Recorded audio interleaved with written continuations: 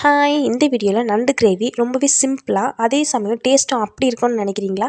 அப்போ இந்த வீடியோ உங்களுக்காக தான். அதிக மசாலாஸ் யூஸ் பண்ணாமல் செய்ய போகிறோம்.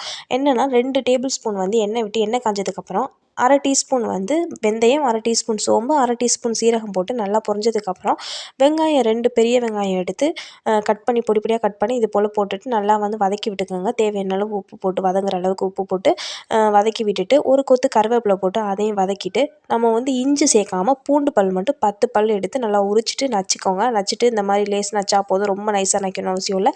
நச்சுட்டு நல்லா கலந்துக்கோங்க. நல்லா கலந்துட்டு ஒரு பெரிய சைஸ் தக்காளி எடுத்து அதையும் கட் பண்ணி நல்லா பொடி பொடியாக கட் பண்ணி அதுவும் நல்லா வதங்க விட்டதுக்கப்புறம் நான் சின்ன நண்டாக எடுத்திருக்கேன். நீங்கள் பெரிய நண்டு கூட எடுத்துக்கலாம். எடுத்து நல்லா அதையும் கழுவிட்டு அதை நம்ம ஆட் பண்ணிவிட்டு நல்லா அதிலே ஒரு 5 நிமிஷம் நல்லா வேகட்டும் அந்த மசாலாவோடையே. அதுக்கப்புறம் நம்ம 1/2 டீஸ்பூன் மஞ்சள் தூள், 1 டேபிள் ஸ்பூன் மிளகாய் தூள், 2 டேபிள் ஸ்பூன் மல்லித்தூள் போட்டு நல்லா கலந்துக்கோங்க. நண்டோடு நல்லா கலந்துட்டு உங்களுக்கு தேவையான அளவு கிரேவிக்கு தேவையான அளவு தண்ணி விட்டு, நான் இந்த கிரேவிக்கு புளி தண்ணி எதுவும் ஆட் பண்ணலை. உங்களுக்கு விருப்பம் இருந்துச்சுன்னா புளி தண்ணி ஒரு சின்ன நெல்லிக்காய் சைஸ் அளவு புளி எடுத்து கரைச்சிட்டு ஊற்றிக்கோங்க. நான் இதுக்கு புளி தண்ணிலாம் ஆட் பண்ணலை. இதுவே டேஸ்ட்டு சூப்பராக இருக்கும். தேவையான அளவு தண்ணி உங்களுக்கு கிரேவிக்கு தகுந்தாப்பில் தண்ணி விட்டு நல்லா ஒரு 10 நிமிஷம் நல்லா மூடி போட்டு மூடி வைங்க. அப்புறம் ஓப்பன் பண்ணி பாருங்கள். ரொம்பவே டேஸ்டியான நண்டு கிரேவி தயாராகிடும். இது போல் ட்ரை பண்ணி பார்த்துட்டு எப்படி இருந்ததுன்னு கமெண்டில் சொல்லுங்கள்.